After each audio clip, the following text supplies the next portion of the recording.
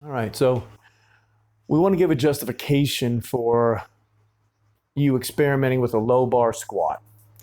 And we did a video to demonstrate that, and this is the companion to that. The justification for why you should or might want to even experiment with a low bar squat for yourself. First and foremost, it it spreads out the surface area of the bar. And we do a demonstration of this, so you could check that out. But when you have 800 pounds on your back or so, you feel that in some way. And if you decrease the surface area of what holds that 800 pounds, that increases the pressure that that 800 pounds has. When you increase the surface area, which is what we try to do with a low bar squat, you diffuse out some of that 800 pounds and the pressure goes down. And so by doing that, you can literally feel more comfortable under a ton of weight. You can distribute the pressure of the weight better, more diffuse, more spread out. And that has a great advantage psychologically. Um, it doesn't have any effect on your performance per se, unless you think that the way you think about the weight has an effect on your performance. And I sure do. So I like to spread that out on a low bar squat, get that pressure as low as we can get it, and then perhaps get a different relationship with how heavy we feel the weight is, and maybe increase our attack on it. The second thing that's worth considering when you think about why should I experiment with a low bar squat is that you decrease by lowering it down on your spine.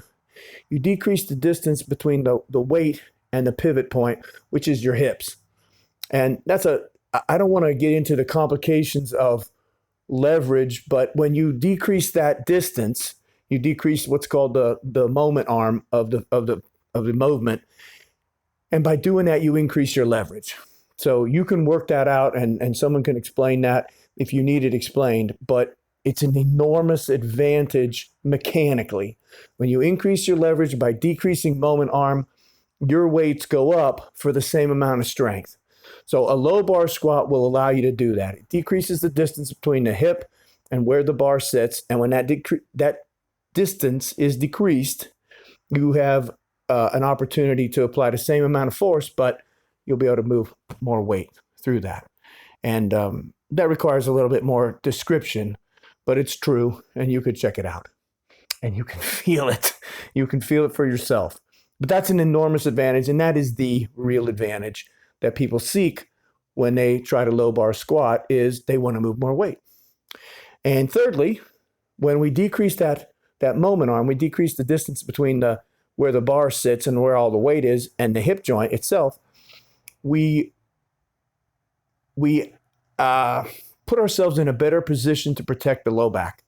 So a shorter moment arm will tend to cause less rotation and stress on the low back. And that's a huge advantage. If you can decrease the risk of injury to your low back, and you can decrease the day-to-day training stress of every rep on the low back, you can recover better. You can train more often, and you can train with more confidence that you're not going to strain it or hurt it or injure it. So those are three pretty good reasons that you should explore looking into a low bar squat. Now, I would be remiss if I didn't say that there's some cons, and one that I can think of pretty clearly is that when you do the low bar squat, especially the way that I describe it in the video, the companion video to this, is you put some serious pressure and tension on and stress on the anterior capsule of the shoulder, because it really drives that into an extremely stretched position. And so people tend to get irritated.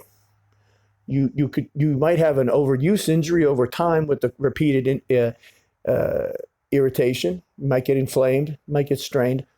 I've heard a lot of people in my day would say that they have a shoulder situation of some sort, and they got it from squatting, not from benching. So it's more common, in my day, it was more common for people to hurt their shoulders, I think, doing a squat properly, but then the bench. Not many people hurt their shoulders in the bench compared to as many people complained about it from their squatting. And the other two joints that also take a lot of stress, little bit of the elbow, but considerable stress on the wrist, because you pack it in and pull those shoulder blades back and in, and there's quite a bit of that. So you have to factor that discomfort in. You have to factor that risk of irritation in, and you're going to have to make a deal between the advantages it gives you, primarily more weight, to the disadvantages that it may accompany that shift. But it's not as if you have to choose between just two things, a high bar squat or a low bar squat. There's all kinds of things in the middle that you can, I like to say, make a deal with yourself, between the shoulder stress and the position and the advantage leverage wise, and you sort of work your way into a place that suits you. You know, the lower the bar, ultimately the higher the weight. So a lot of people will make that risk, or they will accept that risk of just, I want to put the bar as low as I can physically get it, and damn the torpedoes with my shoulders, I want more weight. I'm advocating maybe a little more measured approach to getting a low bar squat into your game, and that is to first of all understand it from the video we did earlier. That's the companion for this, and then two, be willing to find a place, be willing to trade and bargain and deal with yourself to trade off these kinds of things, pro and con, in a way that suits you best. So I'm a big advocate of the low bar squat, and I think that the advantages far outweigh the disadvantages, and I think that the disadvantages can be accommodated with flexibility training, strength training, etc. But that's enough for this video. I just want you to understand why the other video exists, why I would show a video about the low bar squat. There's my reasons, there's my rationale, and you find your own place, make your own deal. Thanks for listening.